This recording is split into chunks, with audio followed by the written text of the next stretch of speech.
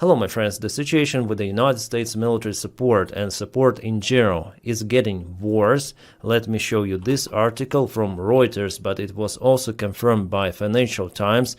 Donald Trump urged Zelensky to make concessions to Russia in tense meeting, sources say.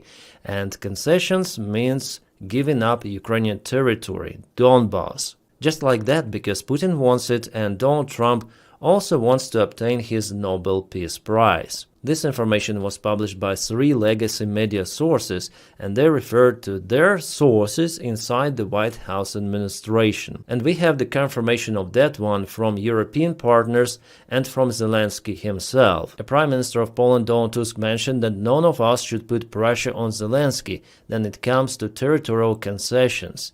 We should all put pressure on Russia to stop its aggression. Appeasement was never a road to a just and lasting peace.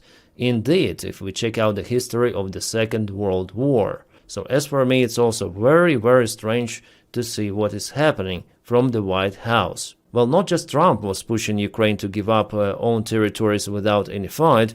The main adversary, maybe even Russian adversary, was Steve Witkoff. He pushed Zelensky openly. Zelensky already commented on this issue. It was Witkoff who pushed the idea of giving Donbass to Putin. But I think it was not only Witkoff. As it was written before by legacy media, Donald Trump also asked for it. Zelensky here just doesn't want to tell about the United States president openly, because it might potentially harm reputation and further negotiations. The president of Ukraine revealed that it was United States Special Envoy Witkoff who brought up the idea of Ukraine giving up Donbass during their meeting in Washington. Well, Witkoff mentioned during the meeting that there were some of the referendums conducted by Russian side, so maybe Ukraine should give up those territories. Yeah, the territories which were not fully occupied, but Russia conducted their referendums. Especially if we take places like Zaporizhia Oblast, yeah, where the main city is still not occupied by Russia and most of people live. But you know what Russians say? They say that people from Zaporizhia were coming to occupied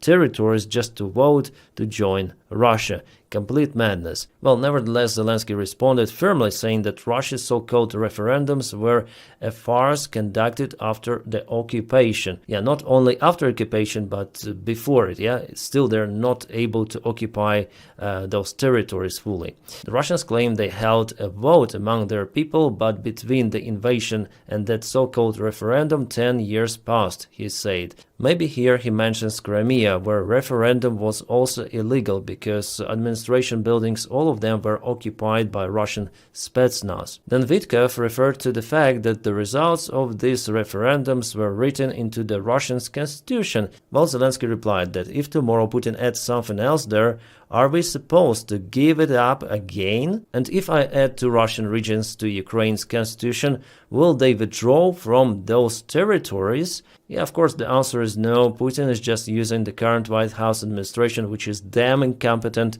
in its own favor. I would say it's the most effective Russian weaponry, not military, no, this diplomacy weaponry, which is only possible with the help of Taco and his crazy team. So all of the previous statements about tomahawks, about Ukrainian support, about the Russian economy problems, Russian heavy losses and so on, all of that is just this fog for the real actions of Donald Trump, and the real actions that he is not willing to support Ukraine, that he wants to finish this war as he sees it, and even following the Russian scenario and even forcing Ukraine for capitulation is one of the main scenarios for Donald Trump. At least he pushes Ukraine to sign that capitulation, and to both Russia. Also, Trump added that if Ukraine refuses to sign this capitulation agreement, well, in this case, Russia would just destroy Ukraine. Well, I may say that Russia is already trying to destroy Ukraine for almost 4 years. This winter is gonna be 4 years since the start of this crazy war,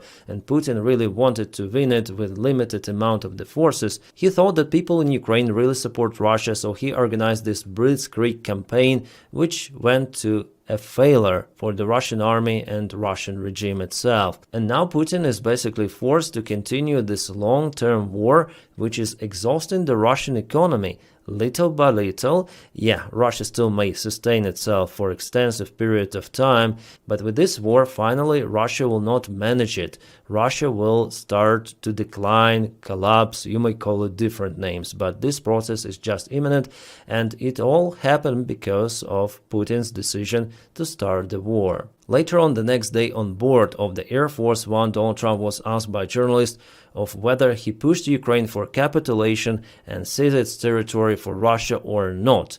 Well, Donald Trump here lied that he or anyone else didn't push Ukraine for that kind of the decision, but Zelensky's post today openly stated that it was Vitkov who pushed Ukraine. But I'm also sure, judging on 3 legacy media sources, that Donald Trump also pushed Zelensky. So Trump is lying. Oh, what a surprise. Also, the Washington Post released a big article about the meeting. They refer to their sources in the White House once again, and they say that during the meeting with Zelensky, Trump ignored most of the statements of Ukrainian president.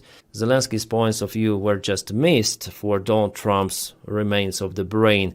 But at the same time, Donald Trump complained about Nobel Peace Prize, that he hadn't received it despite all of his efforts to stop the war in Ukraine, and not only. Yeah, it seems like this guy is really obsessed with this Nobel Prize, but what he does is, you cannot call it peace. He even up to start a civil war in the United States of America. Donald Trump is completely unhinged, and he's well manipulated by dictators, and especially by Putin. By the way, a freaking vice president of the United States of America noticed our bro, Jake Bro, who said that Pete Hegseth showed up to the White House meeting today with President Zelensky wearing a Russian tricolor flag tie. These people love Putin and Russia, and J.D. Vance stated, or maybe he has wearing the colors of America. But if we check out the comments, I think that people, yeah, it's the Russian tie. So basically the same colors go white, blue, red. It is a Russian flag, and it's called Russian plain flag tie. I already mentioned it in one of my videos. So it seems like this MAGA elite, as J.D. Vance, Donald Trump, and who else is in their team, they have so much time, so they go to internet, they search some of the comments, they reply, they generate or repost creepy AI videos, and they create this kind of the beef online. They have nothing to do, it seems like, yeah? Instead of ruling America normally, properly, they are out there commenting Jake Bro's posts and many others' posts. Well, after that post, there were lots of the MAGA bots who attacked Jake Bro with crazy comments, as you might see. And also this government-affiliated channel called Jake Bro a weapons-grade moron.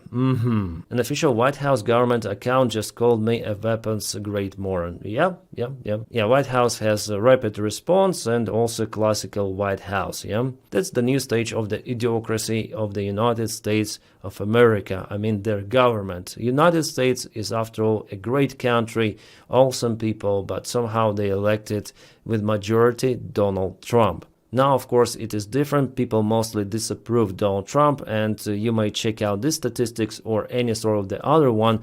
Most people are dissatisfied with Donald Trump's action, and we are reviewing the foreign policy, right? His attitude towards Ukraine, Russia, China, and so on. And we see how incompetent Donald Trump in that field, but he is the same incompetent in any sort of the other fields, internal as well. People see it, people disapprove, but even the first year of the Donald Trump's presidency is not yet over. So the more crazy stuff to come from this guy for the next 3 years, but this number will grow, and this number will go down for sure. So the only support Ukraine may get is from the European Union countries, and likely still the United States of America may sell their weapons, for the higher price than usual, to our European partners, and they may send it to Ukraine. Unfortunately, for the next 3 years, it's gonna be like that. Trump really was shouting at the meeting. He called Ukraine to capitulate, or else he said to Zelensky that Putin will just smash you. We have this quote published by the Washington Post, and Zelensky already mentioned that no matter what someone may say to us, we're not gonna give up territories without any fight, voluntarily capitulate. No, it's not the way how it works. And it's a good thing. Zelensky really shows the strengths to everyone, including Donald Trump. Yeah, Donald Trump absolutely likes that someone kisses his orange ass, but it's not the case with Zelensky. Maybe Mark Rutte, maybe some of the European politicians may do that, but not the leader of the country at war with the biggest nuclear superpower, because after all, Russia has more nukes than the United States of America. So Donny understood that he should go and F himself. Well, maybe he'll prepare for the meeting with Putin, but it will fail as miserable as the last time in Alaska. And by the way, Moscow already rejected the proposal to freeze the war at the current front line. Peskov mentioned it today that position of Kremlin remains the same, that Ukraine should give up all of the territories which are written in the Russian constitution. So Russia still wants to achieve its goal in Ukraine using military forces, but all of that, guys, is just useless. Russia is crawling little by little. According to any sort of the predictions, Russians would need more than 100 years with the same pace to occupy all of the Ukraine. And the goal for Russia is entire Ukraine, not those regions, as Zelensky, by the way, mentioned today, and it is 100% correct that why the biggest country in the world is so interested for some of the square kilometers elsewhere in Ukraine. It is nonsense, and I agree with that. The real reason for Russia is to establish its control over entire Ukraine, and further, Ukraine is just a step for Russia. Putin and his circle, they really want to restore the Soviet Union. That's it. It's their main goal that was already proclaimed. And by the way, Donald Trump was speaking about security guarantees for Russia, but security guarantees were proclaimed by Russia in 2021 for NATO to retreat from the Eastern Europe, entire Eastern Europe, and for Russia to establish its influence, so ruling over the ex-Soviet Union bloc countries. Like, for example, Poland, Bulgaria, Czechoslovakia, part of Germany, the countries which were affiliated to Russia, or Soviet Union, it's better to say before. But now they're fully in NATO. But Putin demands to turn everything upside down. This guy is nuts. And Trump is also nuts. So they found each other. There are some sort of the lovers, and they push Zelensky for capitulation. But obviously, Zelensky would never ever agree on that. It's nonsense what those old crazy grandpas are telling to our president. Yeah, sorry guys, I have to follow politician news because they touch Ukraine a lot, and it was vivid for me from the very beginning, even before Donald Trump was elected, that this scenario is pretty much possible. So it is happening. No surprise. For many it is surprise, but yeah, not for me. And my friends, thank you so much for continuing supporting me, my job here every day on Patreon membership. Thank you so much. Without you, I'm really nothing. So you make this content possible. My friends, I wish you all a peaceful sky wherever you are, and have a great time.